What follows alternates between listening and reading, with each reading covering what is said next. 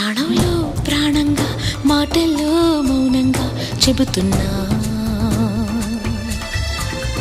బాధైనా ఏదైనా భారంగా దూరంగా వెళుతున్నా.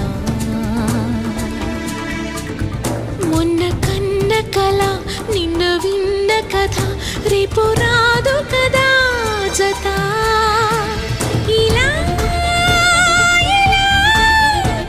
నిరాశగా దరి దాటుతున్నా, ఊరు మారుతున్నా, ఊరుకోదు ఎదా.